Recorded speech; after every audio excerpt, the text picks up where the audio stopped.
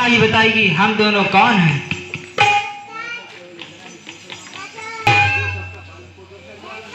जो सबका पालन पोषण करने वाला है तथा सृष्टि का करता है, हम उन्हीं के पुत्र हैं।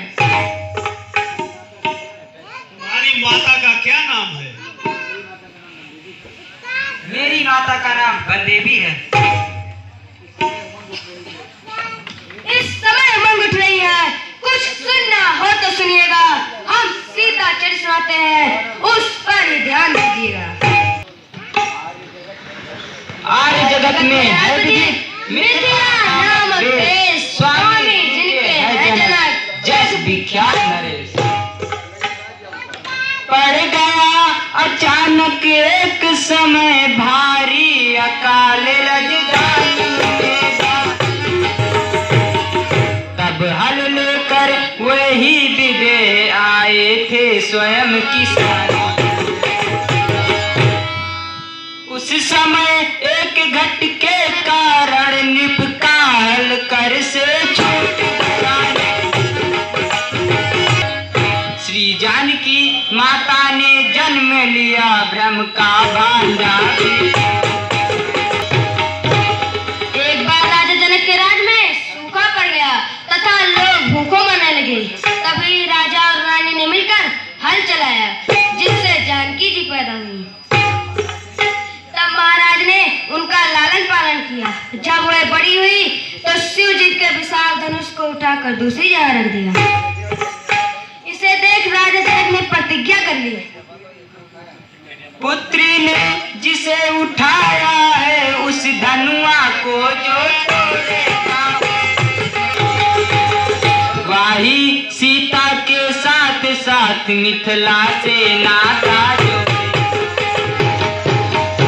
यह सुनकर देश विदेश से बहुत से राजा आए, परंतु उसे हिला भी न सके। श्री रामचंद्र जी ने उस धनुष को तोड़ डाला।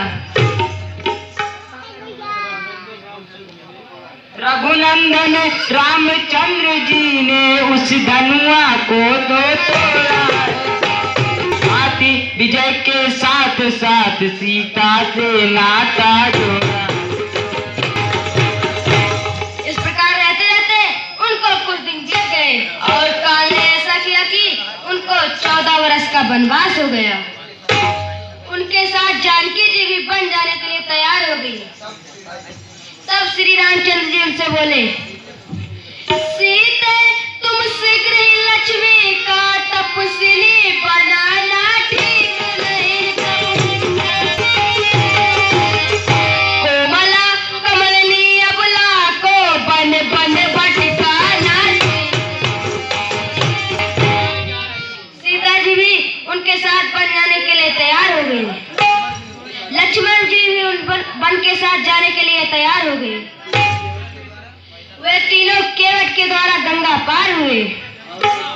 एक दिन वे तीनों पंचवटी में बैठे हुए थे। तभी रावण की बहन सुपर्णखा आ गई और बोली, मुझसे विवाह कर लो। इसे देख लक्ष्मण क्रोधित होकर उसके नाक कान काट लिए। इसके बाद भयंकर संग्राम हुआ। जानकी जी का हरण हो गया। हनुमान ने राम से सुग्रीव की मित्रता कराई। राम ने बाली को मारकर सुग्रीव को वहां का राजा बना दिया। तत्पश्चात सभी वानर दल सीता की खोज करने लगे। हनुमान ने लंका को जलाकर राख कर दिया। अंत में घोर संग्राम हुआ। राम ने रावण को मारकर अयोध्या वापस आ चले। तब सीता जी लक्ष्मण से बोली, देवर कुछ परिचय देना है, इसलिए अग्नि तैयार करो। तुम उपकारी के भ्राता हो, भाभी पर कुछ उपकार।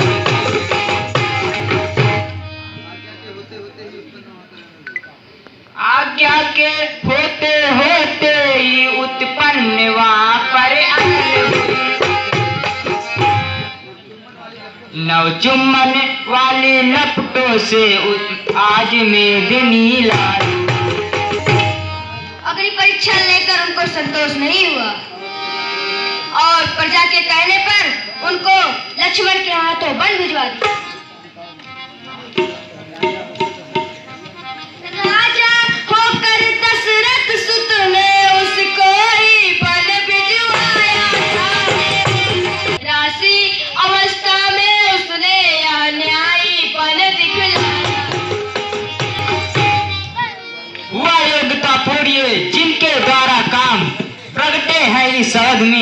रघुवंशी।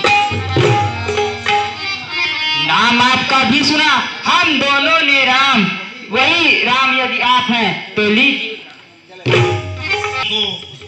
कुछ देर और रुको, तुम लोग बहुत अच्छा प्रसंग सुना रहे हो। आते जाते बादल को कोई रोक नहीं सकता। हम रमते हुए तपस्वी हैं, अत्यधिक नहीं भरमाते हैं, जब तक जी चाह रुके यहाँ, जब जी उठता तो जाते हैं।